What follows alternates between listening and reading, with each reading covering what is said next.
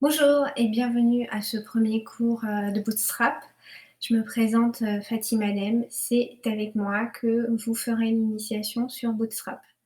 Commençons par une petite définition de Bootstrap. Bootstrap est une librairie, framework, créée par Twitter pour créer des sites responsive. Il comprend du CSS, du JavaScript ou jQuery. Je vous propose d'en parler. Ici, vous avez quelques exemples de sites internet ou d'applications que vous pouvez créer avec Bootstrap. Sur Bootstrap, vous pouvez créer des tableaux de bord, ici, avec des statistiques, des graphiques, etc. Vous pouvez créer des sites internet vitrines, vous pouvez créer des sites internet événementiels, vous pouvez créer des sites internet e-commerce ou marchands. Vous pouvez également créer des dashboards dynamiques. Pardon, ma souris fait un peu ce qu'elle veut. Donc voilà pour quelques types de sites que vous pouvez créer avec Bootstrap. Vous pouvez également utiliser Bootstrap pour créer des applications. Pour l'apprentissage de Bootstrap, nous travaillerons sur un projet de création de site internet, en l'occurrence le site de Burgerman, qui est un restaurant de burger original à forte personnalité. Ce site sera constitué d'une seule page, ce qui correspond à la définition d'un site one page, pour une page. Le développement de ce site se fera en Bootstrap et on utilisera de l'HTML, du CSS et un peu de JavaScript. Ici, vous avez l'aperçu de l'entête du site internet. Commençons avec la définition de l'univers Bootstrap. Bootstrap est une librairie d'outils utiles à la création du design de sites et d'applications web responsives, créée en 2011 par Twitter et sous licence du MIT. C'est un ensemble qui contient des codes HTML et CSS, des formulaires, boutons, outils de navigation et autres éléments interactifs, ainsi que des extensions JavaScript en option. Les classes et scripts sont créés en anglais, en gardant la logique d'usage. Par exemple, pour la classe permettant de créer un bouton, ce sera la classe button pour bouton en anglais. Certains fichiers peuvent être compressés ou minifiés pour peser moins lourd et être chargés plus rapidement. Exemple, si le fichier s'appelle bootstrap.min.css, c'est le fichier minifié du CSS de Bootstrap. Si le fichier s'appelle bootstrap.min.js, ce sera le fichier minifié du JavaScript de Bootstrap. Le fichier minifié est important car en pesant moins lourd, il va permettre une rapidité d'affichage qui est une des performances obligatoires du web. Pour démarrer un site avec Bootstrap, il est impératif de, premièrement, préparer un environnement de travail, deuxièmement, créer une page HTML basique, troisièmement, lier la feuille de style bootstrap.css en utilisant l'une des deux méthodes, soit la méthode physique, soit la méthode via un CDN. Nous allons voir après la définition du CSS, de l'HTML, du JavaScript et du CDN. Ensuite, il faudra également lier le script bootstrap.js, soit en physique, soit via un CDN. Puis il faudra lier le script jQuery.js, toujours en choisissant soit le physique, soit le CDN. Enfin, il faut tester avec un peu de code.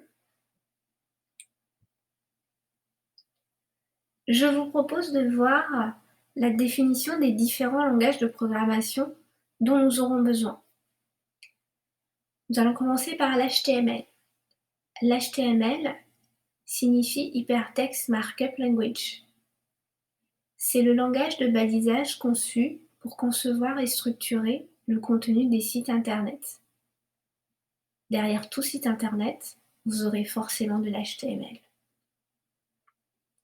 L'extension du fichier est .html. Ensuite, vous aurez le CSS. Le CSS, ou Cascading Style Sheets, feuille de style en français, forme un langage qui apporte le graphisme, des polices, des couleurs, des tailles, bref, tout le web design des pages HTML. Donc il est complémentaire à l'HTML. L'extension du fichier est le .css.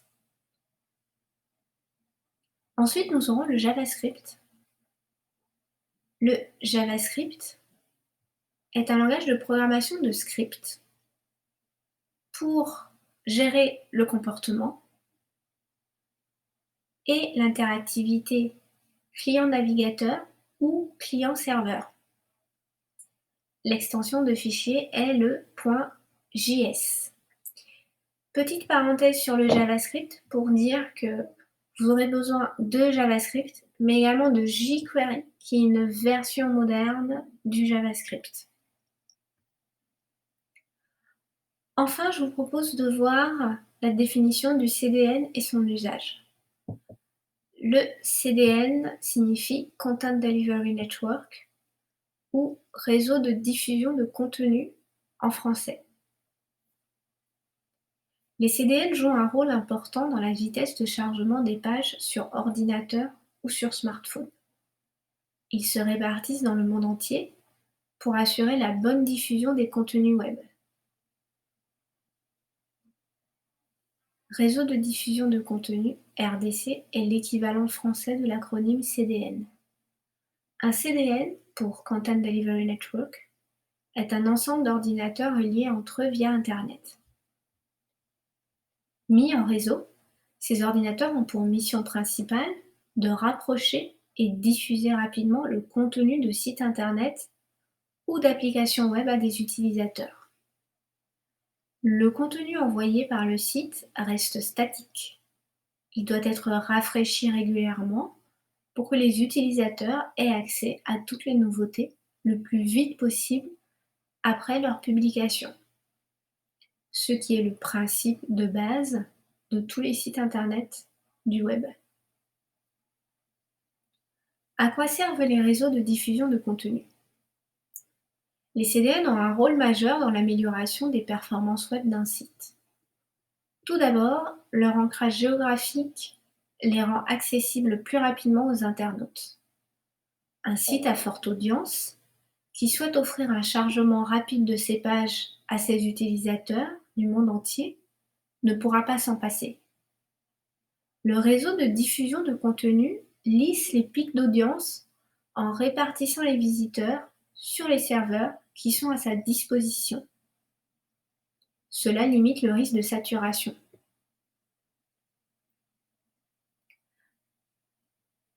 L'Integrity Server Source Integrity, SRI ou intégrité des sous-ressources. C'est une fonction de sécurité qui permet aux navigateurs de vérifier que les fichiers qu'ils vont chercher, par exemple à partir d'un CDN, sont livrés sans manipulation inattendue. Cela fonctionne en permettant de fournir un hachage cryptographique, qu'on va appeler hash, auquel le fichier récupéré doit correspondre.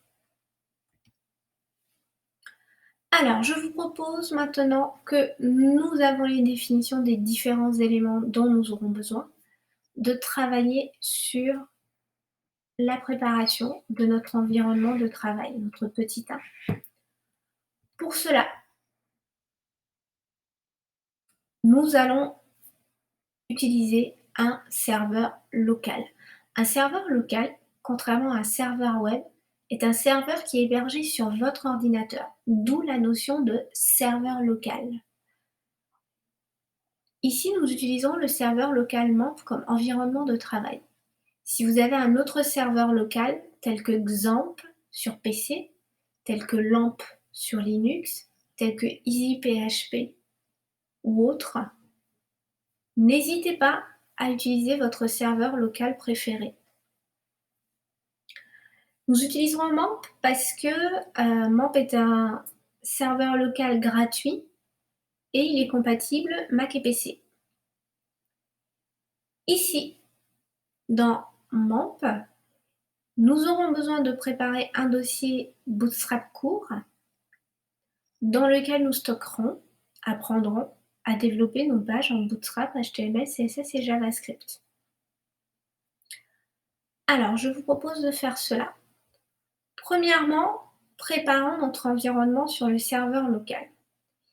Ici, sur Mac, je vous demanderai d'aller dans Applications, MAMP, htdocs, sachant que htdocs correspond au HTTP sur un serveur web. Donc htdocs pour Hypertext Docs correspond au HTTPS, Hypertext Transfer Protocol sur un serveur web. C'est son équivalent. Alors, je vous propose de faire le petit 1. Allez dans Application MAMP htdocs.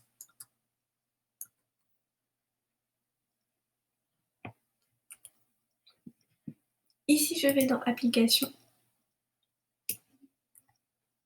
MAMP htdocs. Dans htdocs, j'ai tous les dossiers de site internet en local. Dans ce dossier htdocs, je vais créer un nouveau dossier BS court. Nouveau dossier BS. BS, c'est l'abréviation de Bootstrap. BS court.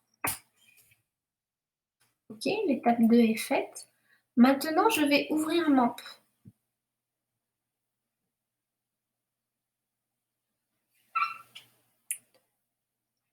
Alors, MAMP correspond à cette application. Alors, j'ai un petit souci. Hop, MAMP est ici.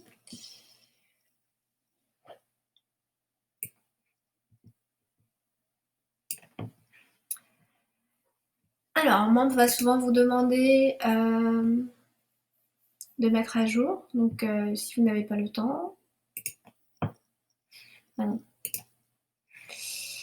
Alors, nous allons voir rapidement le principe de MAMP. Je vais juste masquer pour l'instant notre PDF et le Finder. Alors, nous allons voir rapidement le principe de MAMP. MAMP fonctionne comme un serveur local normal. Donc, il va permettre de créer l'émulation d'un serveur avec un serveur Apache, un serveur MySQL et en option un cloud. Il faut savoir que les serveurs Apache et les serveurs MySQL sont les serveurs les plus communément utilisés sur les serveurs web.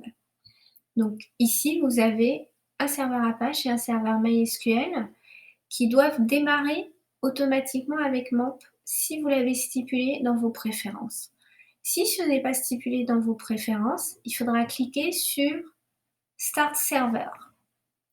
Quand les serveurs sont démarrés, ils ont un petit voyant vert, comme ici.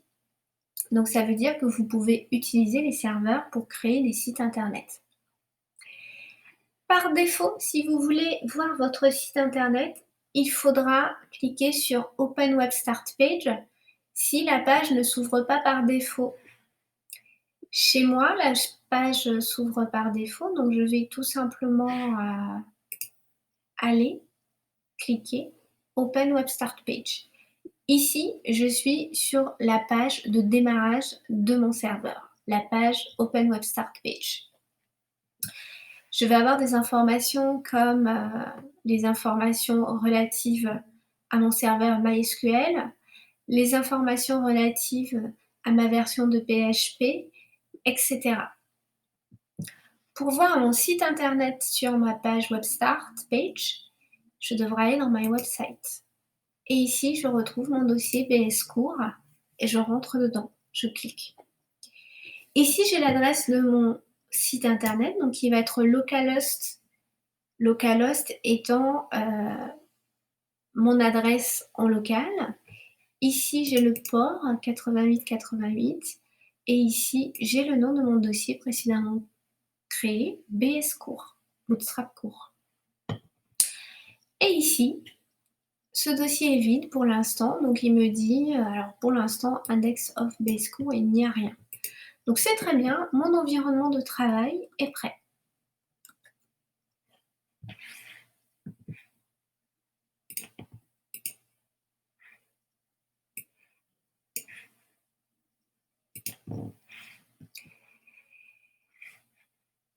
Ok, je vais pouvoir passer à l'étape suivante. Je vais préparer un nouveau fichier HTML basique avec le code ci-dessous. Ce fichier, pour le créer, j'aurai besoin d'un éditeur de texte. Ici, je vous recommanderais d'utiliser un éditeur de texte gratuit tel que Sublime Text, qui est compatible Mac et PC, ou Bracket, qui est également compatible Mac et PC. Si vous disposez d'un autre éditeur de texte tel que Notepad++, vous pouvez très bien l'utiliser, il fera exactement la même chose. Donc ici, on va aller dans Sublime Text. Dans Sublime Text, si vous souhaitez créer un nouveau document, il faudra aller dans File, New File, nouveau fichier. Donc là, j'ai un nouveau document et je vais juste adapter mon PDF pour pouvoir coder tranquillement. Alors, je vous propose de faire un petit rappel d'HTML. L'HTML est un langage de programmation qui permet de structurer le contenu d'une page Internet. Donc la première ligne qu'on va retrouver en HTML, depuis l'HTML5, ce que nous utiliserons ici nous utiliserons de l'HTML5, la première ligne correspond au doctype. Le doctype, c'est une ligne de code qui est à destination du navigateur et qui apporte l'information du type de document HTML. Donc pour l'utiliser, nous allons utiliser des balises. La notion de balise en HTML est relative au crochet. Ici, en HTML, je vais devoir utiliser un crochet pour démarrer ma balise d'ouverture et un crochet pour fermer. Le doctype est une balise qui est unique. Contrairement aux autres balises, elle ne va pas avoir de balise de fermeture et de balise d'ouverture. Pour le doctype, je vais devoir utiliser un point d'exclamation. Et alors, vous avez plusieurs familles, mais la famille la plus communément utilisée applique les majuscules pour le doctype. Donc ici, je vais taper doctype en HTML. Donc ici, j'apporte l'information au navigateur en lui disant « Navigateur, le type de ce document est l'HTML ». Une fois que j'ai mis mon doctype, je peux enregistrer ma page. Donc ici, je vais enregistrer ma page dans le dossier BS Cours qui se trouve dans htdocs, qui se trouve dans MAMP et qui se trouve dans Applications.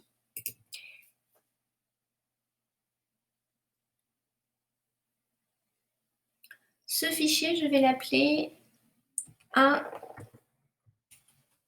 Alors, on va mettre en minuscule un bootstrap 4-cours-base.html. Enregistré. Et maintenant, je vais commencer à créer ma page HTML. Pour créer une page HTML, la première balise à créer, c'est la balise HTML. Cette balise, forcément, va comprendre un premier crochet, le nom HTML, puisque c'est la balise HTML, et le crochet de fermeture. Cette balise, c'est la balise de démarrage de l'HTML. J'aurai besoin d'une balise de fermeture qui va être composée d'un crochet et d'un slash, et là HTML. Vous remarquerez que dès que je crée ma balise de fermeture, non seulement elle est soulignée, mais la balise d'ouverture est également soulignée.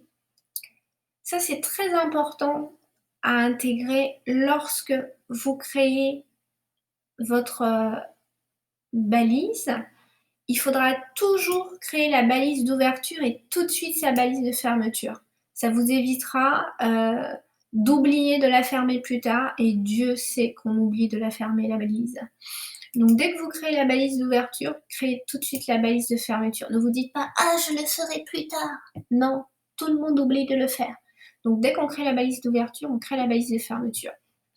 Si vous ne savez pas si votre balise est fermée, il vous suffit de vous placer au milieu de la balise, comme ici, pour voir tout de suite son équivalent en ouverture ou en fermeture. Je vous fais la même chose, je me mets au milieu, et là je vois que la balise correspondante est soulignée pour sa fermeture ou pour son ouverture.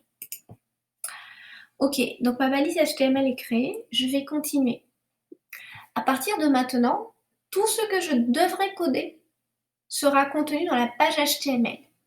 Et puisque c'est contenu dans la page HTML, ça devra être contenu entre ces deux balises HTML.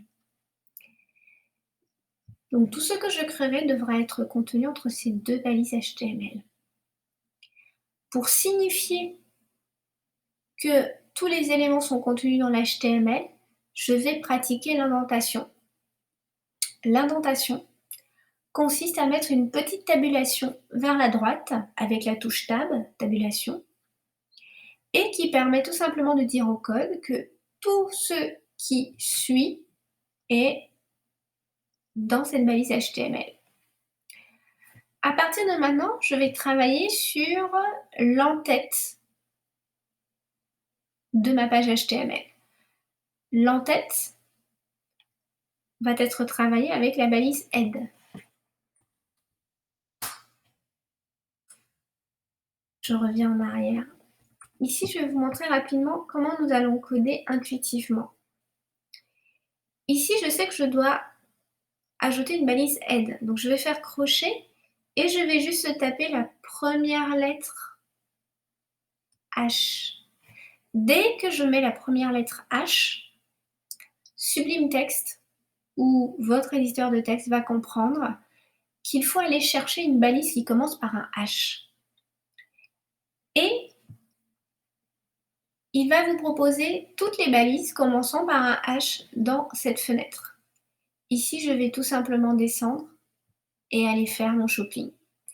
Donc ici, la première balise qu'il me propose, c'est la balise Head. Je vais juste cliquer sur Head et faire Entrer. Et là, ce qui est génialissime, c'est que non seulement il m'a créé la balise d'ouverture du Head, mais également la balise de fermeture du Head.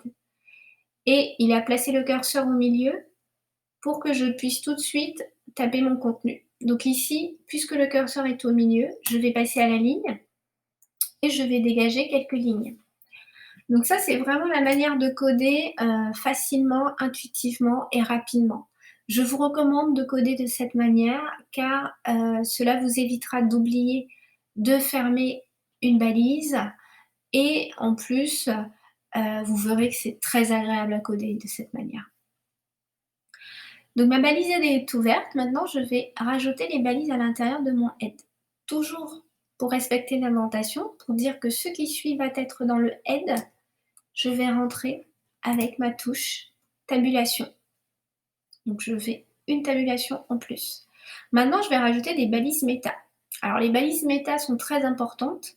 Elles vous permettent d'apporter des descriptions, des informations dans l'entête destinée soit au navigateur, soit au serveur. Donc ici, on y va.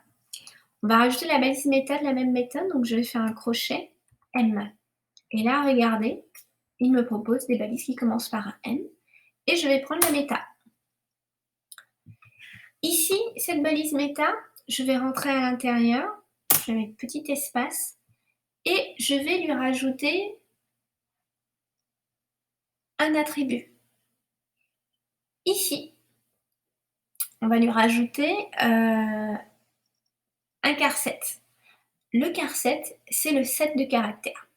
C'est-à-dire qu'on va lui dire qu'il faudra utiliser un set de caractères, donc A, E, B, X, Y, E accent aigu, sont des caractères. Donc ici, on va lui demander de rajouter un char7, set de caractères, égale, guillemets. Ici, vous allez toujours utiliser un égal et un guillemet en HTML. Et là, nous allons lui attribuer une norme qui est la norme la plus utilisée actuellement, qui correspond à l'UTF-8, qui comprend les caractères avec les caractères spéciaux, les accents, les apostrophes, les points d'exclamation, etc. Donc mon MetaCar7 UTF-8 est réalisé. Je vais continuer, je vais lui rajouter une autre balise méta. Donc crochet M, méta, entrée.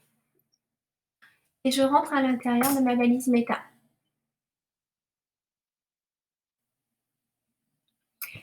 Cette balise méta, je vais lui rajouter des informations relatives à la taille de l'écran et à la taille du site internet. Donc ce seront des informations qui vont introduire la notion de responsive.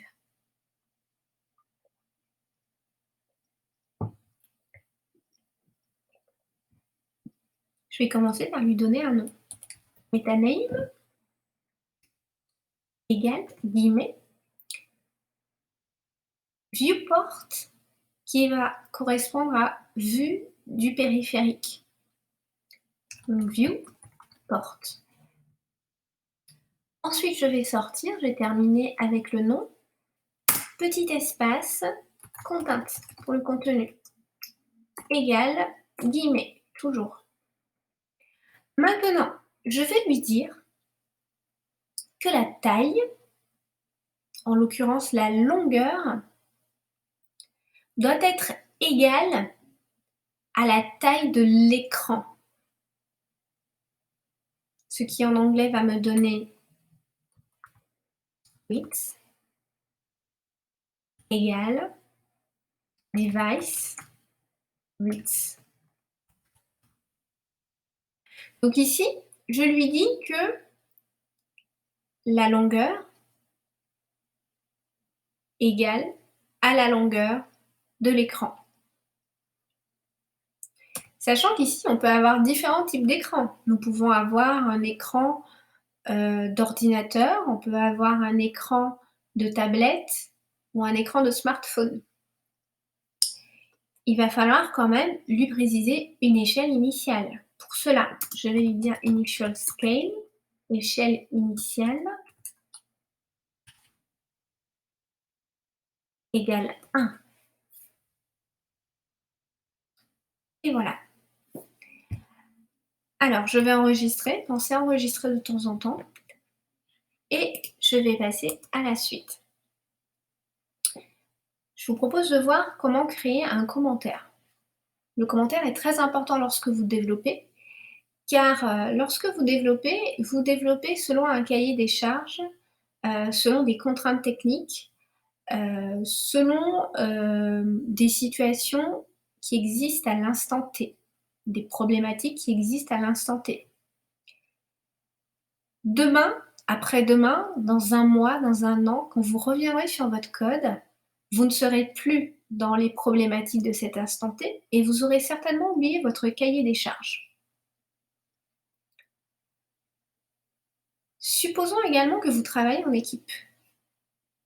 Si vous travaillez en équipe, vous conviendrez qu'un autre membre de votre équipe ne connaîtra pas forcément votre cahier des charges, vos contraintes techniques, ou vos problématiques à l'instant T, qui justifient votre manière de coder, vos choix de code, vos choix de développement. Donc,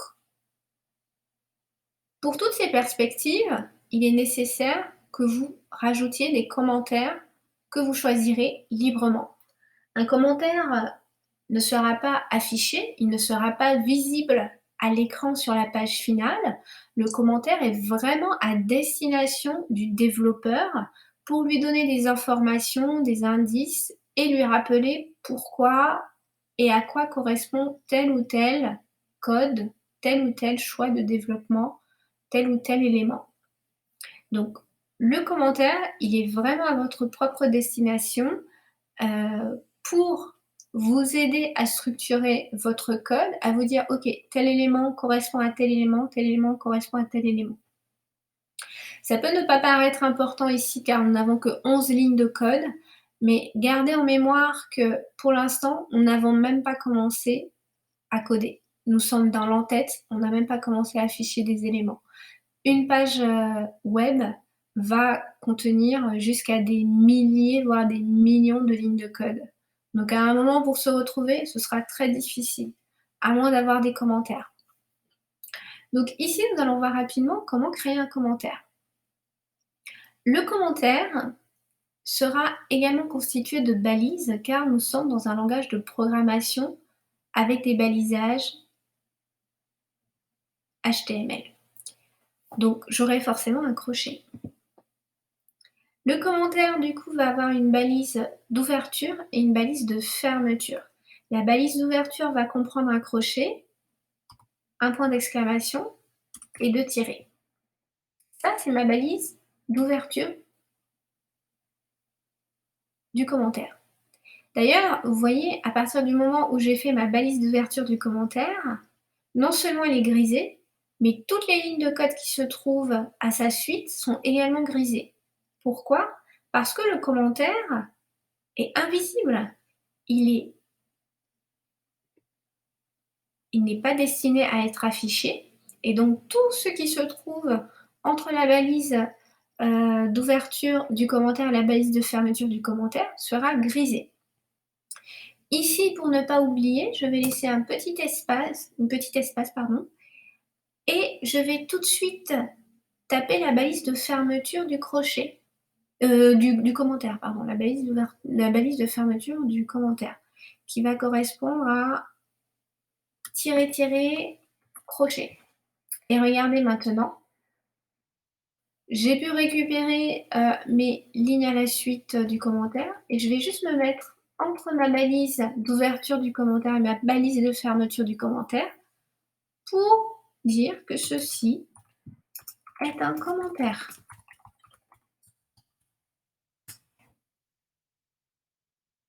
Voilà. Alors, maintenant nous savons utiliser les commentaires. Je vais vous proposer de dessiner ce commentaire. Pour l'exemple, ceci est un commentaire et nous allons créer un nouveau commentaire qui sera destiné au titre de notre page.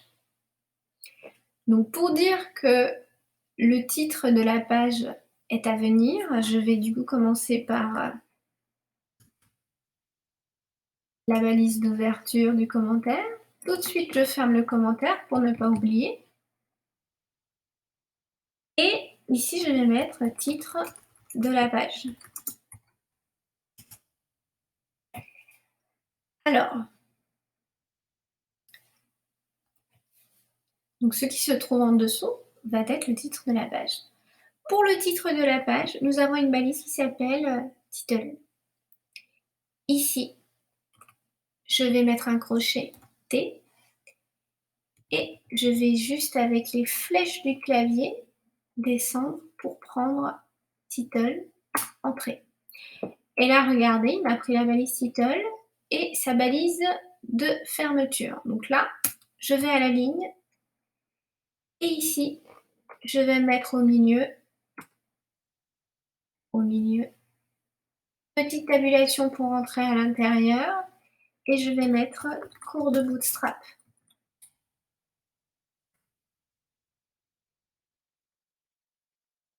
je vous propose d'enregistrer et d'aller voir dans le navigateur si quelque chose a changé. Alors, lorsque vous développez et que vous souhaitez voir les modifications réalisées, vous avez 2 possibilités pour réactualiser la page. Vous pouvez soit utiliser le bouton Actualiser cette page, soit utiliser le raccourci clavier commande R sur Mac ou CTRL R sur PC. Regardez, ici du coup, j'ai un nouveau fichier qui a été créé et qui s'appelle 1bootstrap4courbase.html. Effectivement, c'est bien ma page.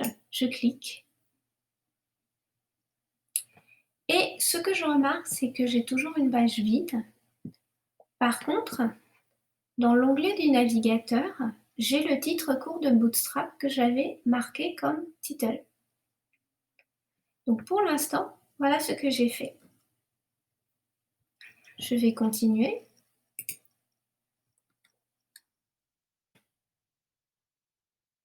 Pour l'instant, j'ai terminé avec mon head. Mon head est assez simple. Je pourrais rajouter d'autres éléments comme un metalingue FR pour dire que la langue sera le FR, etc., etc. Maintenant, comme j'ai vu que ma page est toujours vide et que je souhaiterais afficher des choses dans cette page, je vais rajouter un corps à la page. Le corps va correspondre à la balise body. Pour cela, crochet, je vais mettre B et là je vais choisir body, entrée. Et là, il m'a créé ma balise body avec sa balise d'ouverture, de démarrage, et sa balise de fermeture.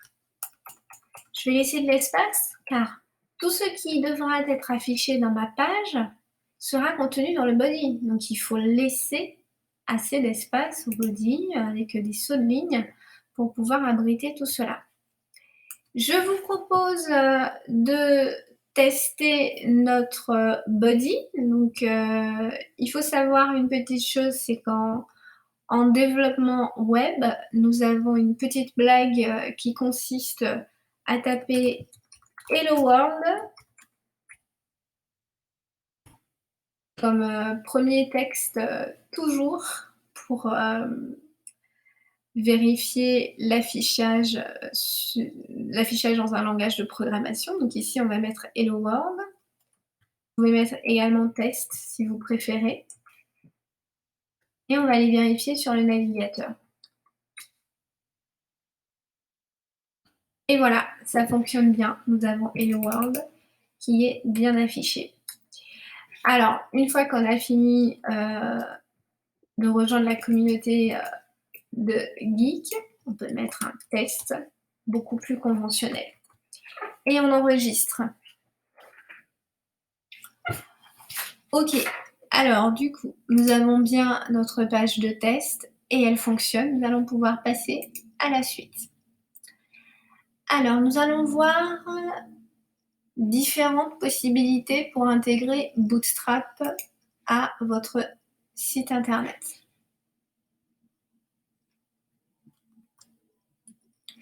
Premièrement, vous avez la possibilité de télécharger Bootstrap et d'étudier les fichiers Bootstrap. C'est ce que je vais vous proposer de faire. Pour cela, il faudra aller sur le site officiel de Bootstrap, donc qui est celui-ci, https://getbootstrap.com docs4.2 getting started download. Donc ici, je vous recommande de cliquer sur le lien et d'autoriser. Et vous arrivez sur cette page. Sur cette page, vous avez le téléchargement libre de Bootstrap pour avoir les versions compilées du CSS et de JavaScript. Le code source que vous pouvez intégrer à votre environnement de développement. Ici, nous aurons besoin, par exemple, d'étudier la version compilée du CSS et du JavaScript. Nous pouvons donc télécharger la version en cliquant sur le bouton Download.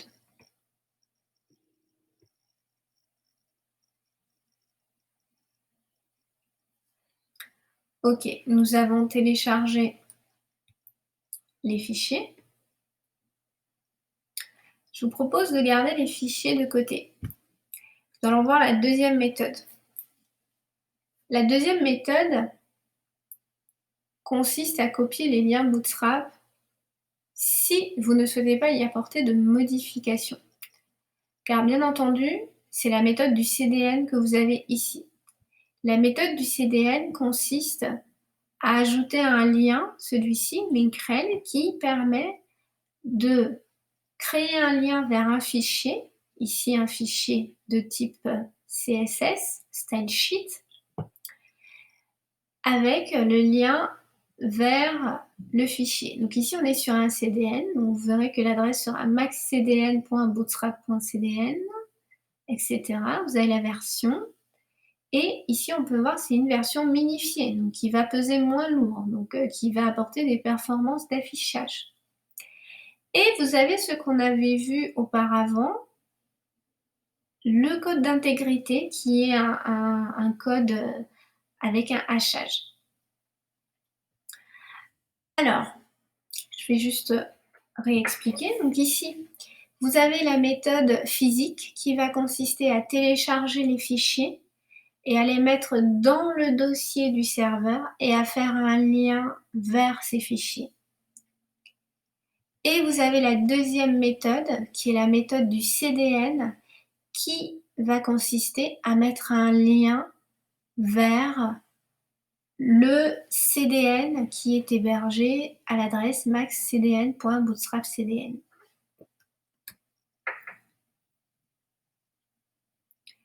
Ici, en revenant sur la page de Bootstrap, vous allez pouvoir avoir les dernières versions de Bootstrap. Ici, la version 4.2.1.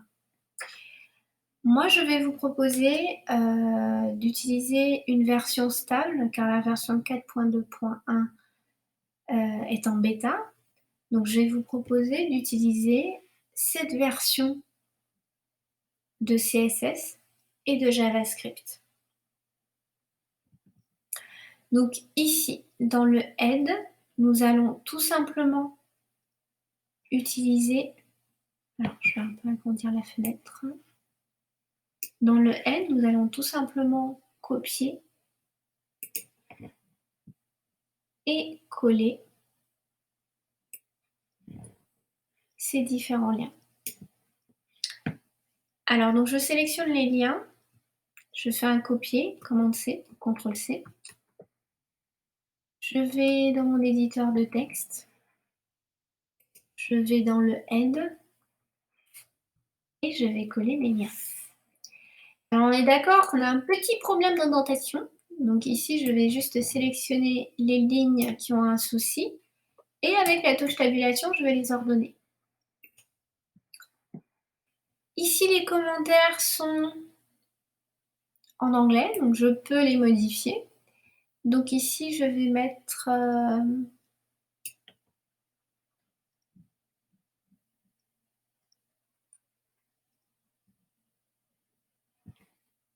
je vais mettre lien CSS compilé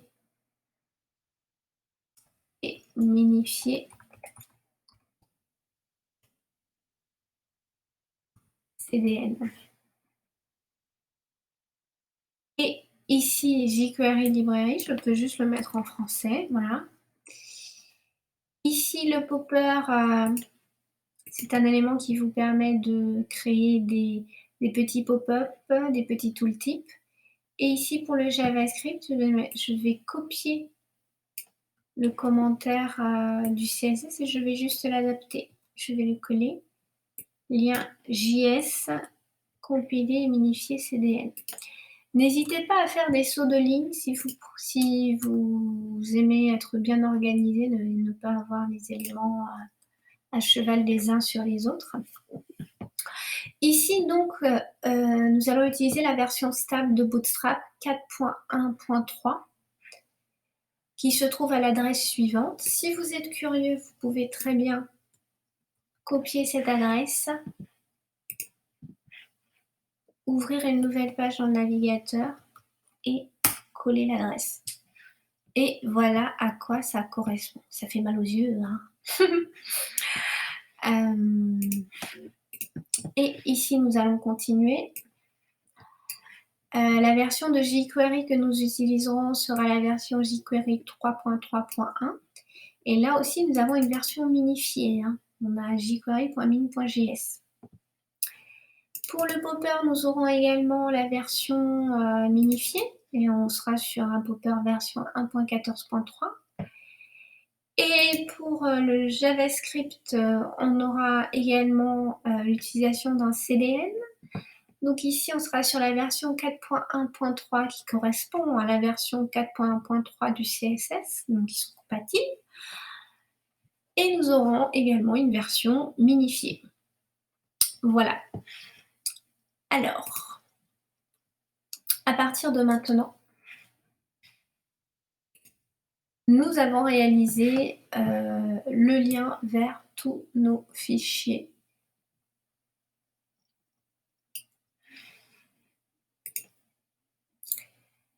Je vais faire juste une petite parenthèse sur le jQuery dont on parlait tout à l'heure. Donc, le jQuery, c'est une version de JavaScript, c'est une bibliothèque JavaScript dont le slogan est Write Less Do More. C'est une bibliothèque JavaScript qui est libre et multiplateforme, qui a été créée pour faciliter l'écriture de scripts côté client dans le code HTML des pages web. Donc, pour rappel, le JavaScript vous permet de travailler sur les comportements et les interactions côté navigateur, côté client. Alors, vous avez également le Popper. Donc, le Popper est une librairie JavaScript libre pour afficher des fenêtres tout type. Petites fenêtres au passage de la souris dans le code HTML des pages web, qui sont très à la mode actuellement. Alors, donc, nous avons lié tous nos éléments. Maintenant, eh bien, notre environnement de travail est quasiment prêt. Nous allons pouvoir passer à la suite. Je vous propose d'étudier rapidement les feuilles de style et feuilles JavaScript que nous avions précédemment téléchargées. Alors pour cela, on va aller dans le Finder. Dans mon Finder, je vais aller dans Téléchargement. Et dans Téléchargement, j'ai Bootstrap 4.2.1 qui ne correspond pas à notre version de Bootstrap, hein. On va juste regarder à quoi ça correspond. Donc ici, je vais avoir un dossier CSS. Et dans le dossier CSS, je vais avoir un fichier bootstrap.min.css. Je vais juste vous montrer la différence entre un fichier minifié et un fichier normal. Je vais vous demander d'ouvrir le fichier bootstrap.min.css. Ah non, surtout pas. On va l'ouvrir avec, donc on va faire un contrôle-clic, ouvrir avec Sublime Text.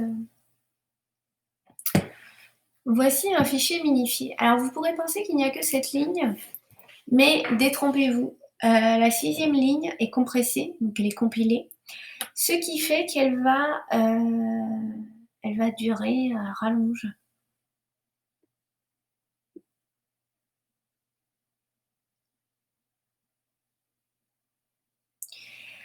Alors là, je pourrais rester ainsi indéfiniment parce que le fichier est compilé, minifié et du coup tout est sur une ligne. On est d'accord que c'est imbuvable. Je vous propose de voir la même version de ce fichier en version normale. Ça va être le fichier bootstrap.css que je vais aussi ouvrir avec Sublime Text. Et regardez ici, du coup, je vais me retrouver avec un fichier qui fait, alors attention les yeux, on va être à 10 000 lignes de code, qui fait 9 887 lignes de code. Et parmi ces 9 887 lignes de code, eh bien, j'ai toutes les classes possibles et imaginables pour structurer un site responsive. Pour faire des menus de navigation, navbar, pour faire des containers, pour faire des badges, pour faire des tableaux, table, etc., etc. Et donc voilà comment fonctionne Bootstrap. Donc ici vous avez la Bootstrap CSS. Si vous êtes curieux, vous pouvez sortir de ce dossier et aller voir le dossier JS qui va être le JavaScript. Donc ici, le Bootstrap JS, par exemple, va ressembler à ceci. Donc ici, vous aurez tous les comportements, vous aurez les fonctions, les propriétés, les conditions, les variables, etc. Donc là, c'était la petite aparté pour ceux qui veulent travailler via le physique. Ici, je vais fermer ceci, je vais fermer cela et je vais revenir à mon Bootstrap cours base.html. Alors, si je reviens à mon environnement de travail,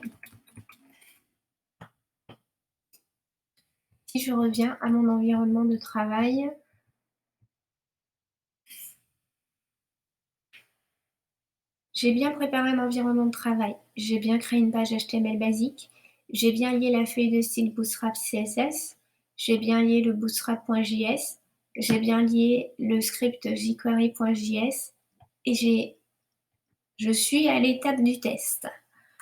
Ok, très bien. Je vais pouvoir continuer. À partir de maintenant, nous allons tester pour vérifier que nous avons bien Bootstrap. Avant cela, nous allons faire une petite leçon sur la grille responsive dans Bootstrap.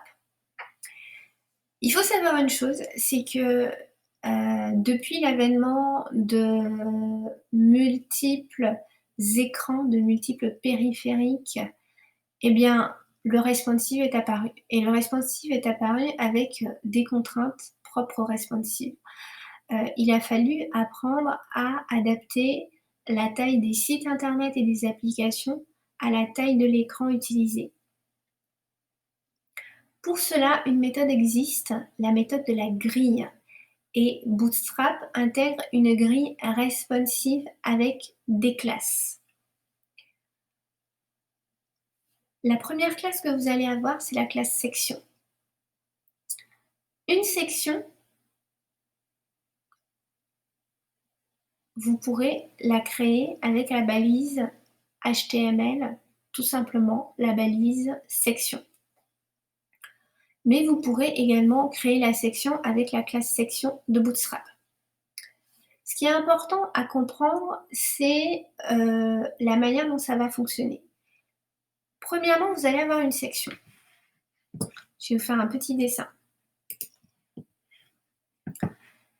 Une section, on va dire que ceci est ma page internet par exemple. Une section va être, alors la section, je vais la mettre par exemple dans une couleur, on va la laisser en noir la section. Ici, je vais avoir une section. Ceci est une section. Et d'ailleurs, je vais écrire à l'intérieur, section. Ceci est une section. D'accord. Donc, premièrement, quand on veut créer une structure en HTML, on va créer la section. La section va contenir un container ou un container fluide. Le container ou container fluide, qui est le nom de la classe, ils font exactement la même chose, hein. C'est juste que dans Bootstrap 3, on avait la classe container, et dans Bootstrap 4, nous avons la classe container fluide. Mais les deux font exactement la même chose. Un container, c'est un conteneur, ou container, qui est fluide, responsive. Alors, nous allons voir comment cela s'imbrique.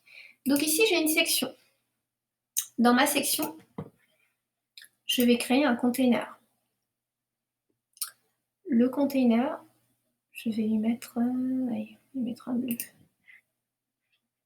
Ok. Mon container, il est à l'intérieur de la section.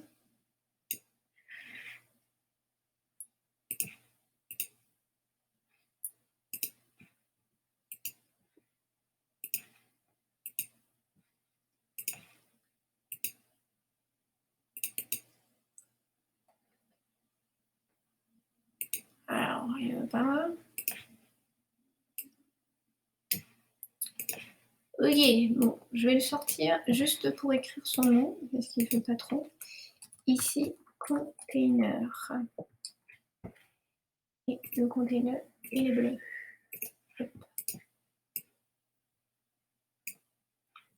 Ok. Donc ici, j'ai une section, et la section va contenir un container.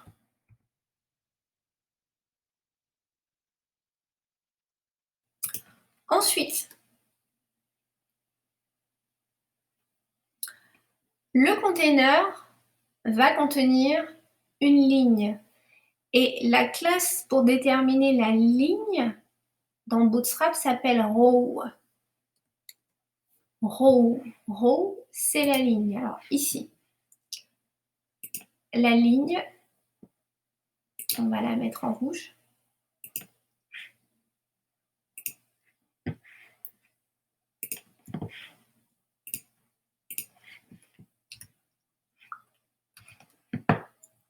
La ligne, on va la mettre en rouge. Et la ligne, c'est row.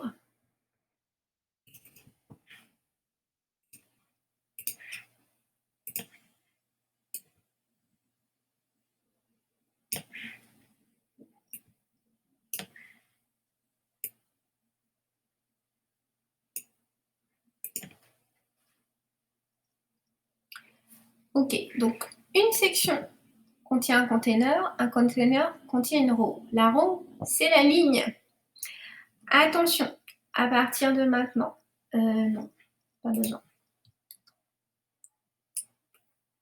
La ligne va contenir une ou plusieurs colonnes. Ça, c'est très important. C'est le système de la grille. Une ligne est constituée de colonnes et les différents éléments du site sont disposés dans les colonnes. Et en mode avancé, les colonnes peuvent aussi contenir d'autres lignes constituées d'autres colonnes. Mais concentrons-nous déjà sur le système de lignes et de colonnes. Il faut savoir une chose, c'est que premièrement, vous avez des types et des tailles de colonnes. La colonne est définie par la classe col, premièrement. Et cette classe col est constituée de deux attributs, le type et la taille. Les types de colonnes sont XS pour la taille extra small, très petit. SM pour la taille small, petit. MD pour la taille médium, moyen. LG pour la taille large, large. Et les tailles de colonnes vont de 1 à 12. Donc vous avez des types de colonnes, XS, SM, MD, LG. Et vous avez des tailles de colonnes qui vont de 1 à 12. Alors, je vous propose de travailler sur la colonne. Premièrement, on va essayer de déterminer ce que nous venons de voir. Donc là, j'ai bien ma ligne. Et dans ma ligne, je vais avoir des colonnes. Donc ici, je vais créer du coup les colonnes.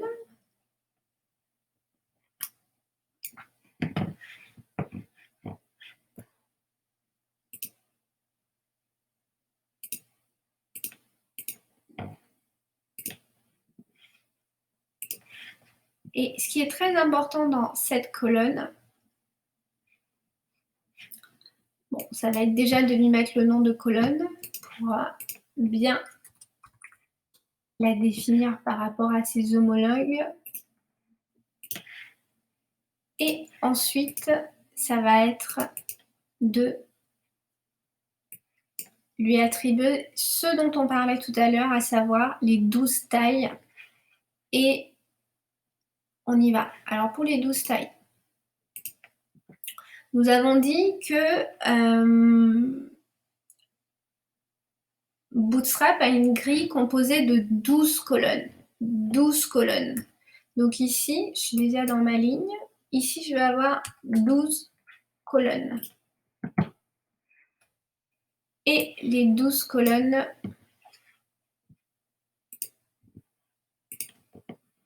mettre en verte.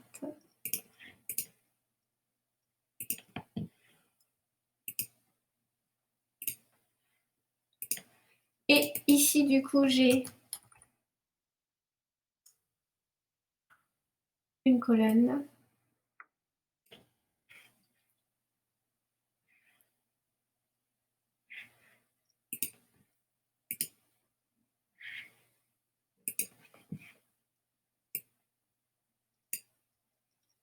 Ok. Alors ici, je vous propose de compter les colonnes. Ici, du coup, je vais avoir colonne 1,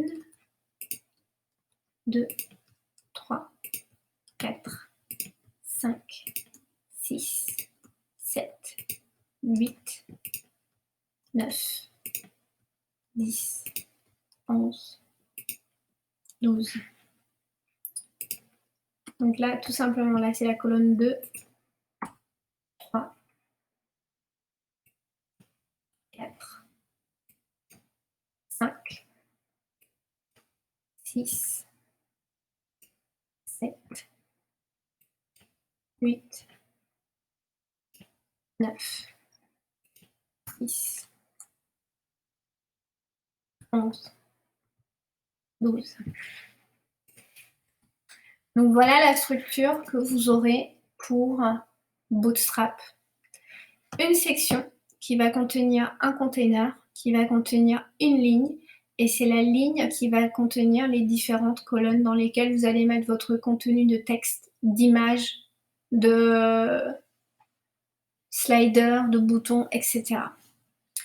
Sachant que ici, c'est vraiment pour l'explication de la manière dont ça va fonctionner.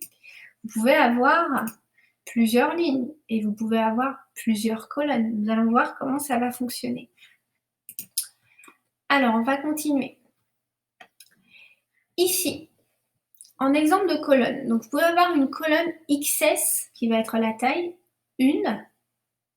Vous pouvez avoir une colonne SM2, colonne small 2, colonne medium 6, colonne LG12. Ce qui est important à comprendre, c'est que quoi qu'il arrive, vous devrez utiliser les 12 colonnes pour que ça fonctionne. Vous devrez utiliser les 12 colonnes pour que ça fonctionne.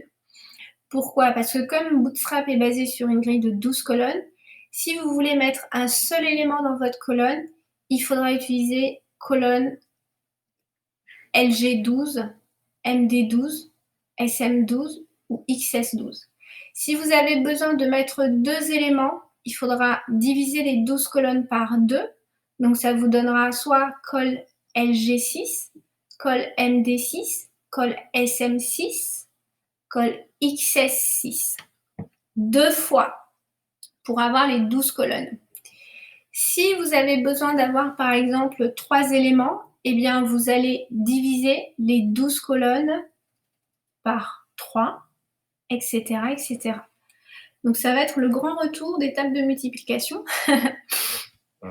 Alors, avant le retour des tables de multiplication, je vous propose de voir les options de grille pour savoir quelles sont les différences entre les types XS, SM, MD, LG.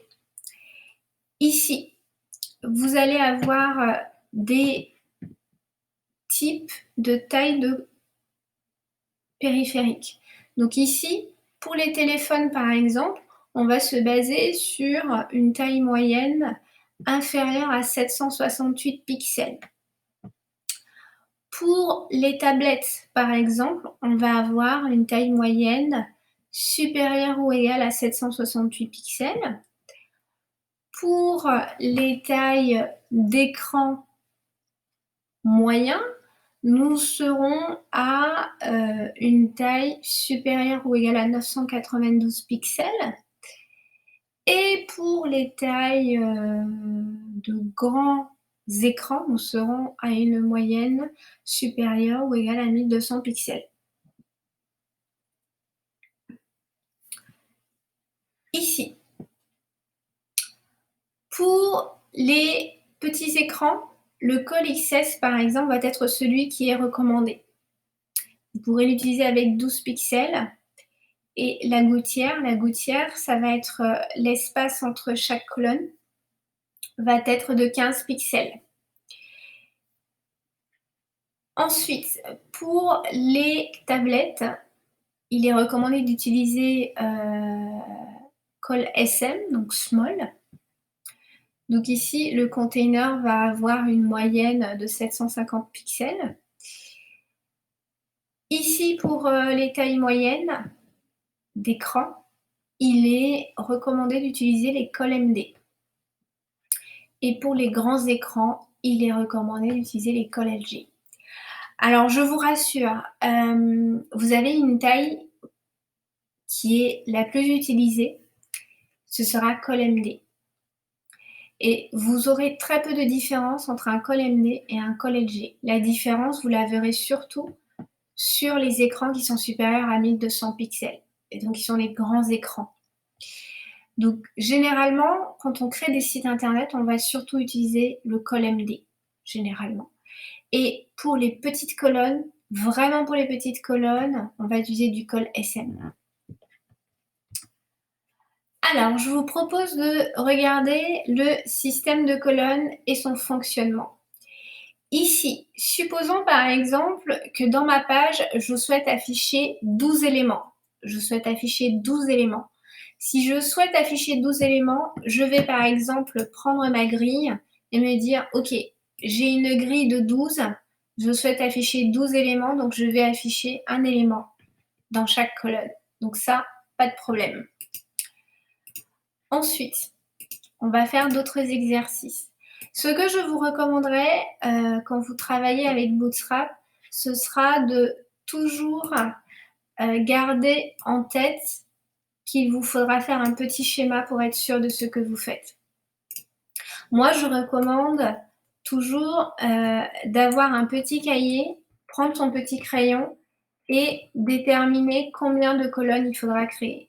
Donc ici, pour notre premier exemple, nous avons 12 éléments à mettre et donc nous allons mettre 12 colonnes, un élément dans chacune des colonnes. Et en termes de code, ça va ressembler à ceci. Donc on va avoir div class row, div étant un bloc en HTML. Et ici, avec class row, j'appelle la classe Bootstrap qui s'appelle row pour la ligne. Et enfin, je vais avoir une div class call pour chacune des 12. Pour chacune des 12, je vais devoir créer une div class call MD1. Je vous propose de voir le deuxième exemple. Donc ici, pour le deuxième, je vais avoir encore une deuxième ligne. Et cette deuxième ligne, par contre, elle va avoir 8 div class. Elle va avoir une première colonne ici, qui va être composée de 8. Et une deuxième colonne qui va être composée de 4. Je vous propose de faire cela dans notre petit schéma à la main. Donc ici, alors je vais revenir un petit peu en arrière. Hop. Donc là, celle-ci correspond à notre premier exemple. Nous allons faire notre deuxième exemple pour être sûr. Donc c'est... Alors ici, je vais avoir une ligne, row, et là j'ai mes 12 colonnes. Parmi mes 12 colonnes, je dois répartir ces 12 colonnes entre une grande colonne de 8 et une deuxième colonne de 4. Alors j'y vais. Premièrement, je vais sélectionner mes 8. Une colonne, deux colonnes, 3, 4, 5, 6, 7, 8. Ça, normalement, ça va être ma première colonne. Eh bien, tout simplement, je vais les fusionner.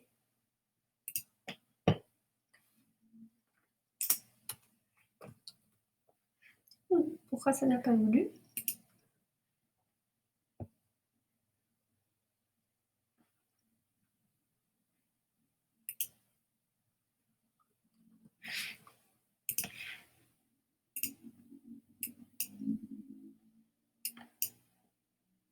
Voilà. Donc ça, normalement, ce sont mes premières. Mes premières, pour les nommer, du coup, tout simplement, je vais les appeler col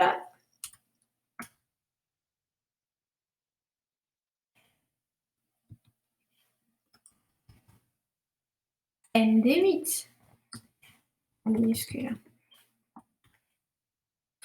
Ici, col MD8 parce que j'ai utilisé 8 colonnes.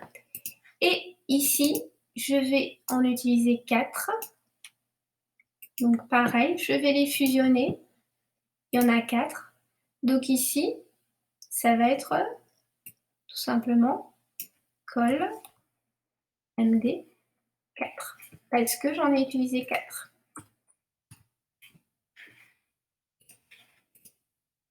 Et si je devais nommer de la même manière ceux qui sont ici, c'était des MD c'était des MD également. Donc ici, je serais sur des cols MD1, tout simplement.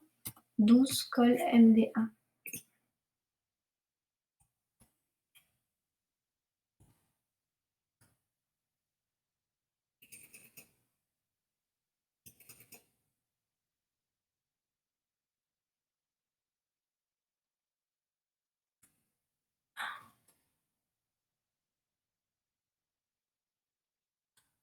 Donc ici, j'ai tout ça 12 fois.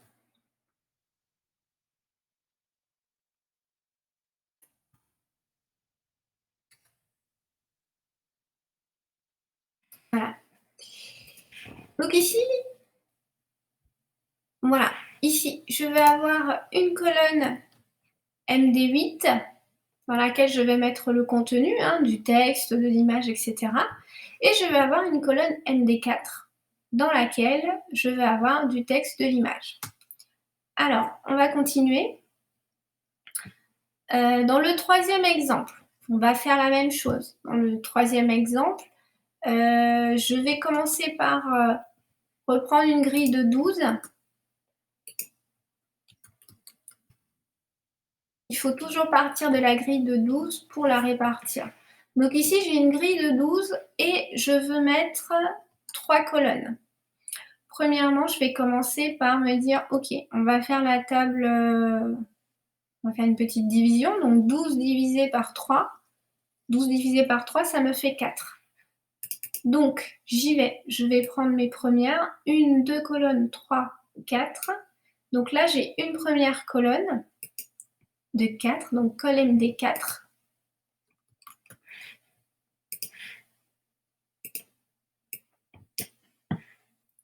Ici, je vois bien que j'en ai 4. Donc, col MD4. Ensuite, 1, 2, 3, 4 que je vais également fusionner. OK. Et ici, 1, 2, 3, 4 que je vais également fusionner. Et c'est bon. Ici, je vais tout simplement avoir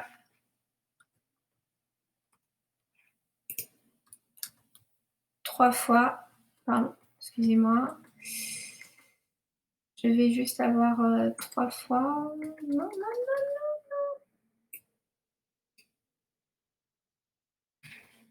col MD4. 3 fois 4, 12.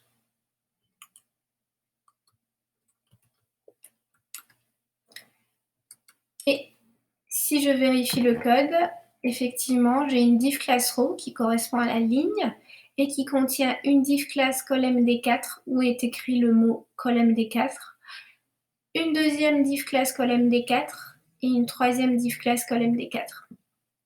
Je vous propose de faire le dernier exemple, ici colMD6. Ici, je vais créer donc une nouvelle row, une nouvelle ligne.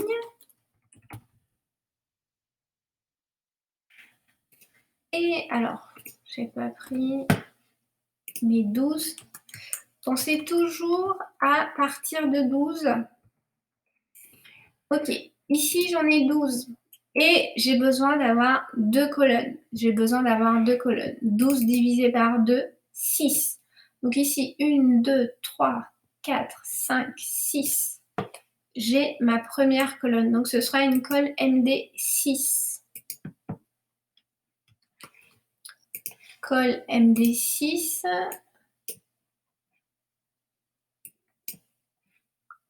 Ok. Et ici, je vais faire la même chose. Fusionner les cellules. Et j'ai également 6. Donc je vais avoir deux colles MD6. Je vais juste les renommer. Comme ça, je suis sûre.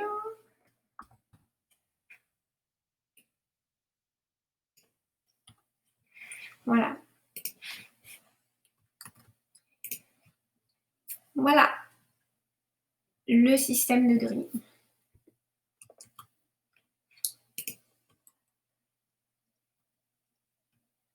Alors, maintenant, je vous propose de voir rapidement le code pour le dernier, qui était div class row, donc la ligne, qui va contenir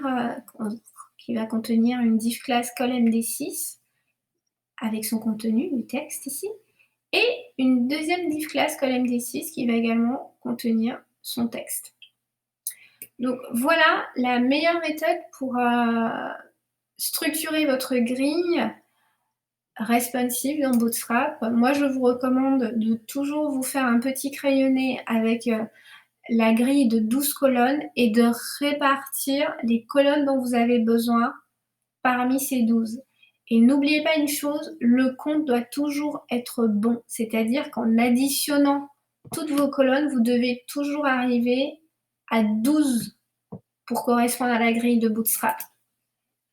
Je vous propose maintenant de passer aux exercices et de coder ces colonnes.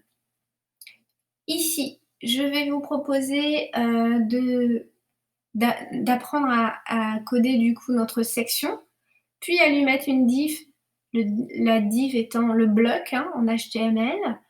Et cette div-là, nous allons lui rajouter la classe container fluide.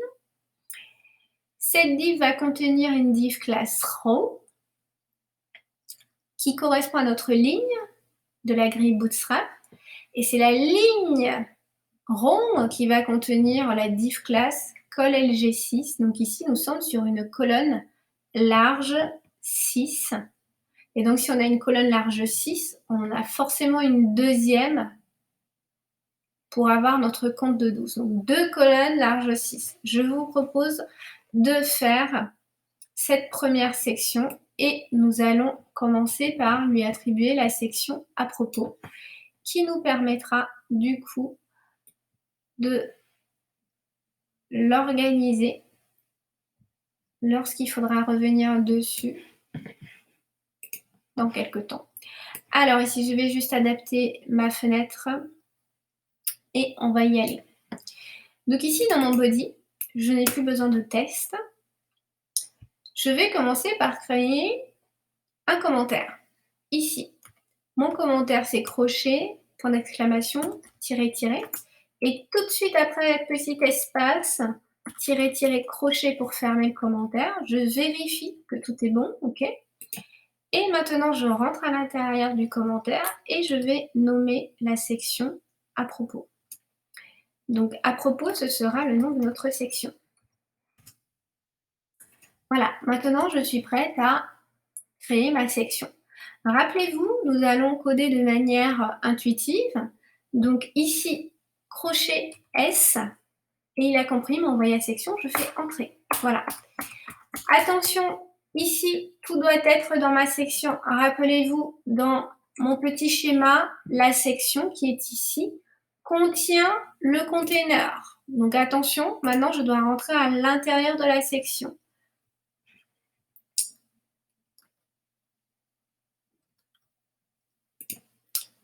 Ok, maintenant je suis à l'intérieur de la section tabulation pour dire que je suis à l'intérieur de la section. Maintenant, j'aurai besoin de créer un bloc en HTML, une div. Div.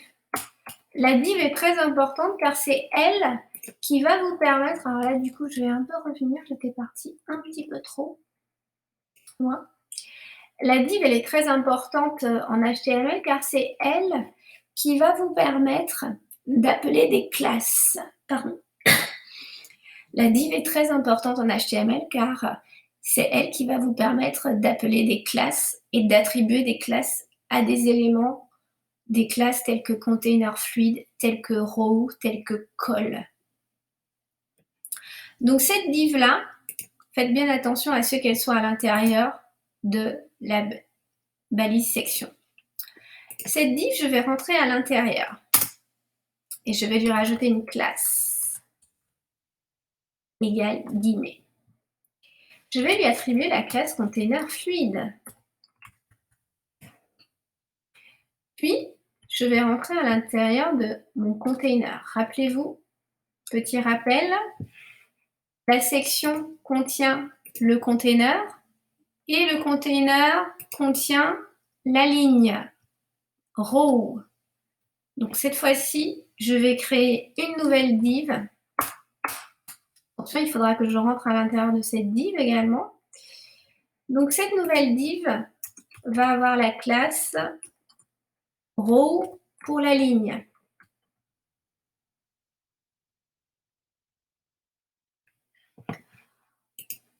Ensuite, cette classe row, je vais reprendre mon intitulé. Cette classe row va avoir deux colonnes LG6. Donc je vais commencer par ma première colonne. Ma première colonne, je vais devoir lui créer, alors attention à bien rentrer, attention à bien rentrer à l'intérieur. Donc là, je passe à la ligne tabulation. Donc là, regardez la hiérarchie que je commence à avoir. Ma section est bien fermée, elle est bien indentée. Ma div classe container fluide est bien fermée, elle est bien indentée. Et ma div classe row est bien fermée, elle est bien indentée. Donc là, je continue vraiment sur cette base qui me permet de compiler les éléments et d'avoir des boîtes qui contiennent des boîtes, etc., etc. Ici, je vais créer une nouvelle div. Tout de suite, je rentre à l'intérieur. J'ai bien ma balise d'ouverture, j'ai bien ma balise de fermeture. Je vais rajouter la classe correspondante. Donc div class call LG6. Et je vais lui donner un petit titre. Je vais mettre une colonne. Ça va me permettre de vérifier si j'ai bien deux colonnes et si ma grille fonctionne bien. Donc ça, c'est ma première colonne. Je vais créer ma deuxième colonne. Donc je sors de la première colonne. Attention, je sors de la première colonne. Donc la deuxième colonne, je vais lui mettre une div également.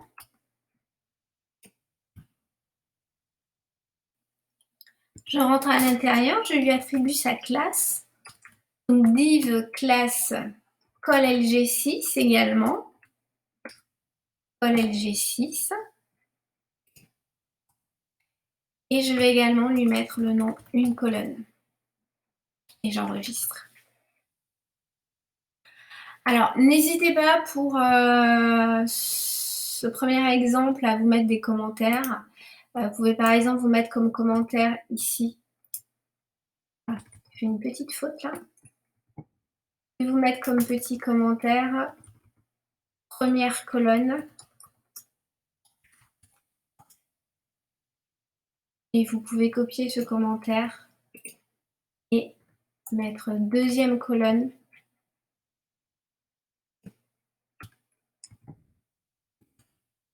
pour le deuxième.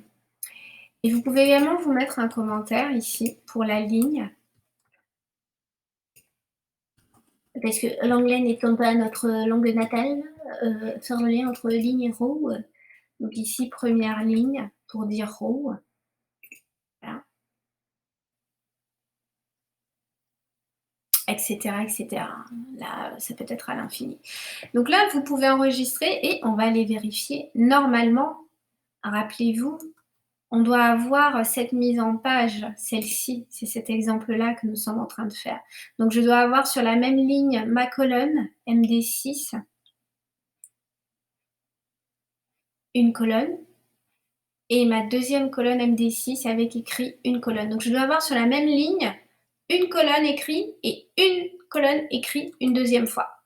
On y va. Alors on va vérifier dans le navigateur. Je réactualise ma page et regardez-moi ça, si c'est pas joli. Ici, je peux voir que Bootstrap est bien intégré, que ma grille fonctionne bien parce que j'ai bien une colonne sur ma première colonne et une colonne sur ma deuxième colonne. C'est très bien. Si vous avez ce résultat, ça veut dire que tout va bien. Si vous n'avez pas ce résultat, ça veut dire qu'il y a certainement des erreurs dans votre code. Donc n'hésitez pas à vérifier que tout fonctionne comme il faudrait. Maintenant, je vais vous proposer d'enregistrer votre travail et je vais vous demander de faire l'exercice suivant, qui est celui-ci.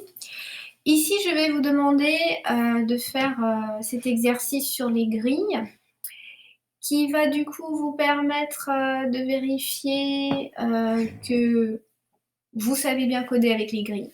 Donc ici, premièrement, pensez bien à commenter et créer chacune des sections. Premièrement, créer une section avec le commentaire No Burger. 2. Une ligne avec une colonne MD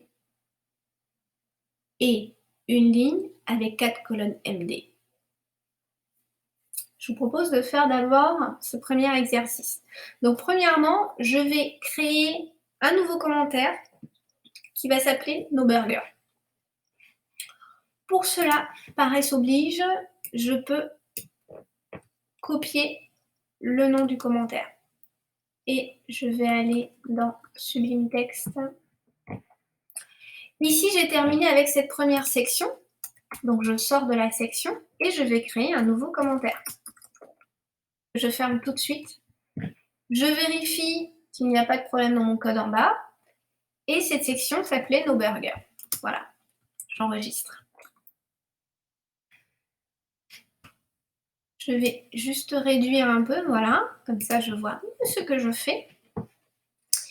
Ici, je dois créer une section avec le commentaire No Burger. Ok, pour l'instant, j'ai créé le commentaire. Je vais créer la section. Donc ici, section. Hop. Dans ma section, je vais forcément avoir un container. Donc j'y vais. Div.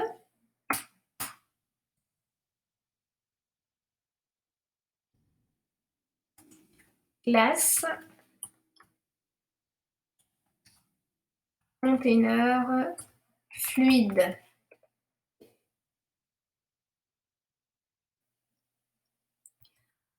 Ensuite, dans mon container,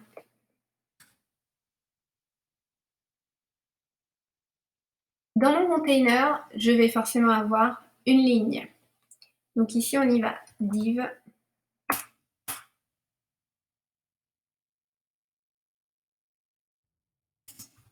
Classe. Row. Et je reviens à mon exercice. Alors, je vais bien lire l'intitulé. Ici, je dois créer une ligne avec une colonne MD. Sachant que j'ai une grille de 12, et que je dois utiliser les 12 colonnes, eh bien, ça veut dire que j'aurai forcément une colonne MD12. Une colonne MD12. Donc, on y va. Je crée une nouvelle div. Et je vais lui rajouter la classe col MD12. 12.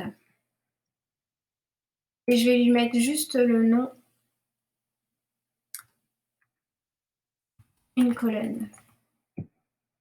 Donc ça, c'est ma première ligne, on est d'accord? Ma première ligne, c'est celle-là. Div class row, col MD12, parce qu'on m'a dit que j'avais besoin d'une seule colonne MD.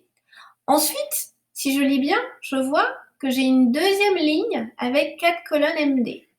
Donc, je sors de ma première ligne, qui est celle-ci, et je vais créer ma deuxième ligne. Div,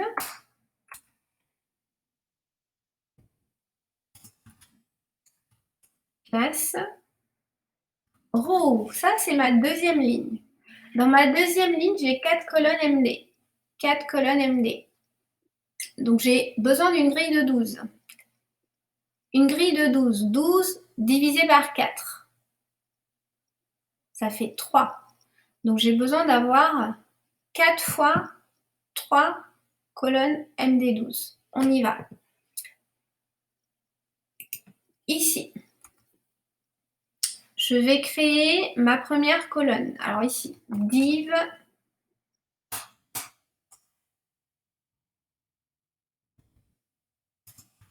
classe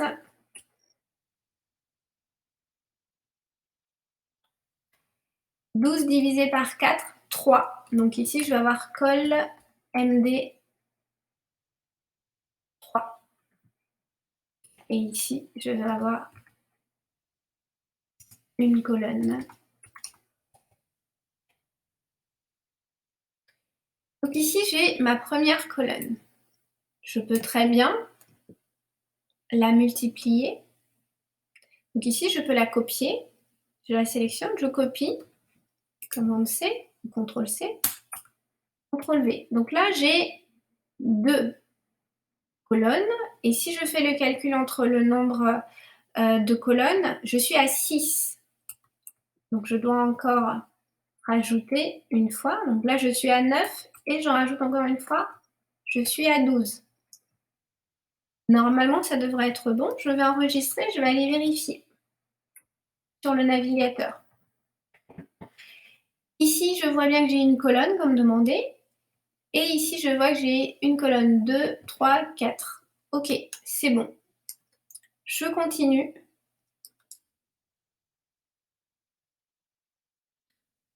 Avec l'exercice suivant. Donc la section Nos burgers est faite. Je vais sortir de cette section et je vais passer à l'exercice suivant. Quand vous êtes arrivé là et que vous voyez que vous commencez à avoir beaucoup de lignes de code, n'oubliez pas que vous pouvez fermer certaines balises. La balise aide, par exemple, je n'en ai plus vraiment besoin, donc je peux me mettre au numéro de la ligne et fermer.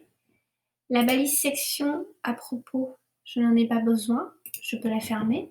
La balise section No Burger, je viens de la terminer, donc je peux la fermer. Voilà. Ça me permet, vous voyez, de contracter le code et voilà, d'être mieux organisé. Ça va m'éviter également de ricocher sur mon code et aller modifier des éléments. Voilà.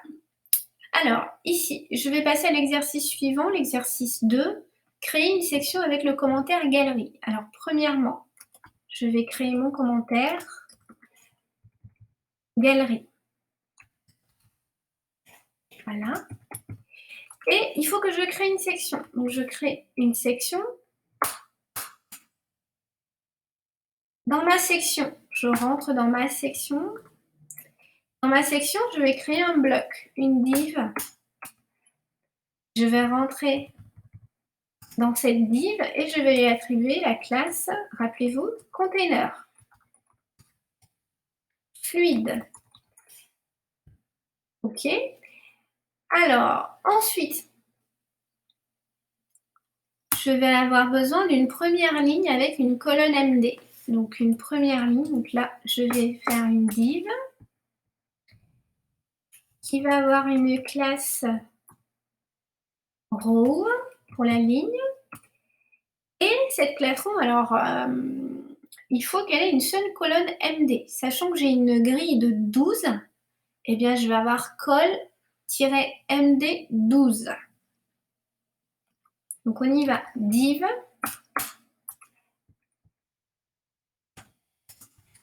classe égale col-md12. Et là, je peux mettre un petit texte, une colonne, comme ça je suis tranquille. Je pourrais tester. Alors, donc ça, c'est ma première ligne, une ligne avec une colonne MD. Ensuite, je vois que j'ai deux autres lignes. Donc, je vais créer la première ligne des deux autres. Donc là, je sors bien de ma première div class row. Je vais créer une nouvelle ligne, donc une nouvelle div class row.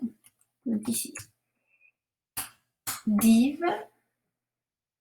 Alors, ici, comme ça commence à être un peu tordu, je vous recommande de faire un petit commentaire. Donc ici, mettez-vous un petit commentaire. Une ligne, une colonne. Voilà, qui correspond à notre intitulé. Et pour ce deuxième, là, on va mettre également un commentaire. Donc ici, une ligne,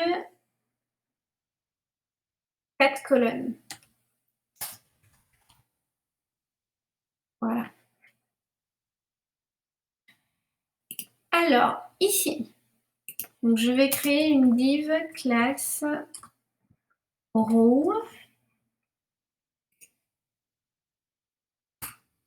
Donc j'ai ma ligne. Maintenant, j'ai besoin de répartir 4 colonnes sur mes 12. 12 divisé par 4, 3. 3 fois 4, 12. Ok, on y va. Donc, ici, je vais créer la première, donc div.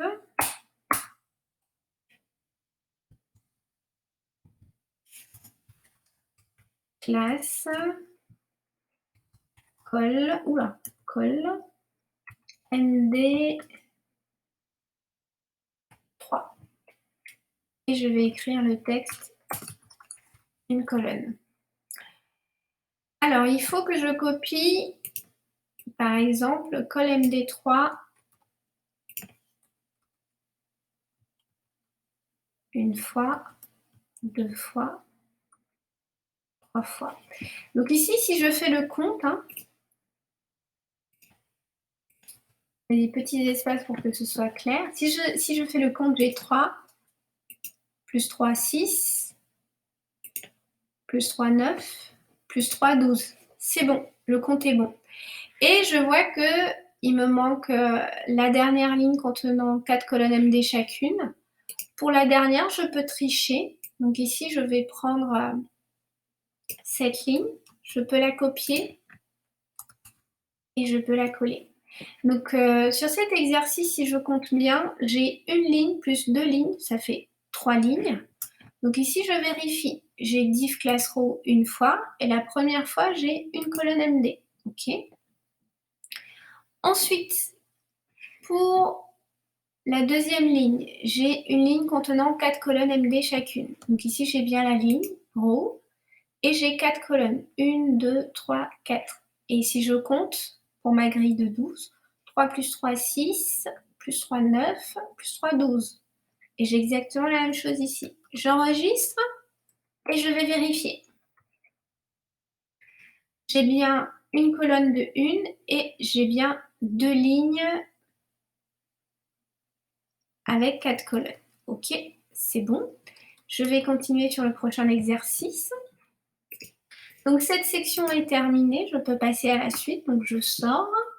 Je vais passer à l'exercice 3, créer une section avec le commentaire équipe. Alors je vais commencer par créer le commentaire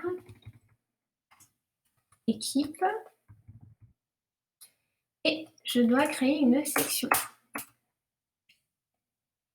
Cette section, elle aura forcément un container, donc je crée une div classe container fluide. Ok. Ensuite, cette section, elle aura forcément une ligne. div class row. Et donc, j'ai une ligne avec une colonne MD. Ah, ça me dit quelque chose. J'ai déjà fait ça. Donc, je pourrais même tricher pour aller chercher cette colonne-là que j'ai déjà faite. Et je vais juste la coller ici, car je l'ai déjà faite, celle-ci. Donc ça, c'est ma première ligne. Div class row. Une ligne avec une colonne MD. Div class col MD12. OK. Ensuite, j'ai une deuxième ligne contenant 3 colonnes MD. Donc, je vais commencer par créer ma deuxième ligne.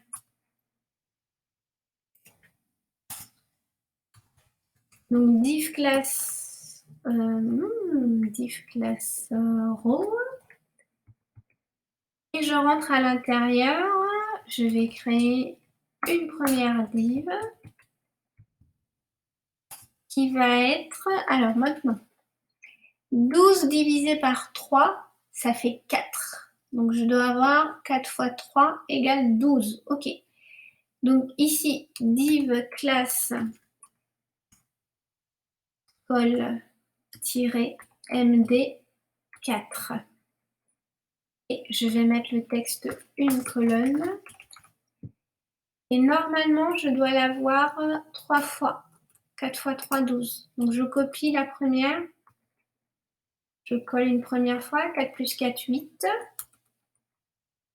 Une troisième fois. 8 plus 4, 12. OK, le compte est bon. Je vais enregistrer, je vais aller vérifier si j'ai bien 3 colonnes dans mon navigateur. Oui, j'ai bien une colonne ici. Et là, sur la deuxième ligne, j'ai bien une colonne 2 et 3. OK, très bien. Ensuite, je vais continuer. Donc, j'ai fini avec la section équipe. Je peux passer à la prochaine. Je vais passer à la section contact. Donc, je vais faire un premier commentaire contact. Et je vais créer une section.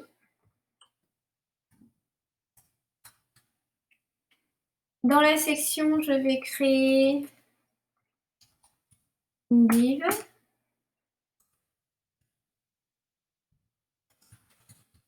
Classe container fluide. Et dans mon container, je vais mettre une ligne qu'on m'a demandé. Donc ici, div.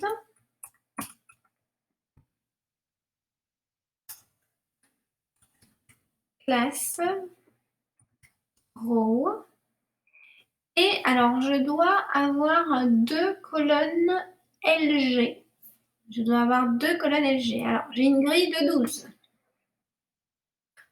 12 divisé par 2, 6. OK. Donc ici, je vais avoir div classe col LG 6. Et je vais écrire le mot une colonne. OK. Et ici, j'ai besoin d'avoir une deuxième fois une colonne LG 6. 6 plus 6, 12. Le compte est bon. J'enregistre et je vais vérifier.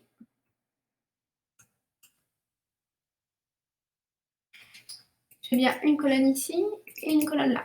2 colonnes. OK, c'est bon. Je vais pouvoir continuer. Dernier exercice. Donc ici, je dois créer une section, avec le commentaire footer de une ligne contenant 2 colonnes MD. OK. OK, donc contact, c'est bon, c'est terminé. Alors, je vais passer au prochain. Ici, je vais commencer par le commentaire footer. Et ici, je vais tricher. Et oui, je vais tricher. Parce que si je lis bien, les 2 dernières sections se ressemblent beaucoup. Elles ont toutes les 2 une ligne contenant 2 colonnes et la seule différence, c'est la taille des colonnes. Ici, j'ai une colonne LG et ici, j'ai une colonne MD. Donc, je pourrais très bien copier cette section. Attention à tout prendre, hein. Donc, je copie,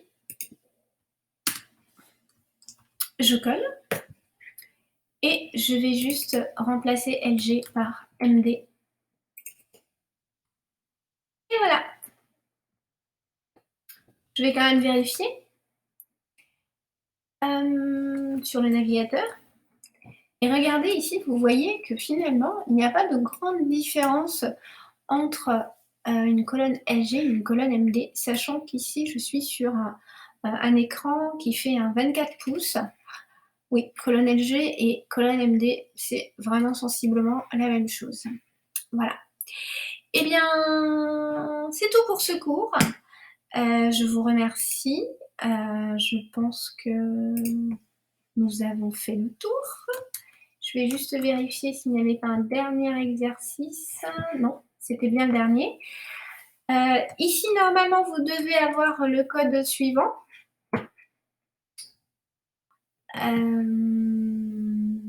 Vous voyez, là, on commence à avoir pas mal de lignes de code, hein. On est à 197, ce qui est pas mal du tout. Et vous pouvez, par exemple, fermer certaines balises, les balises sections, pour être tranquille. Mais voilà. Donc aujourd'hui, nous avons un petit peu codé avec Bootstrap. Je vous remercie pour ce premier cours et je vous retrouve très bientôt pour le prochain cours de Bootstrap. Merci et à bientôt.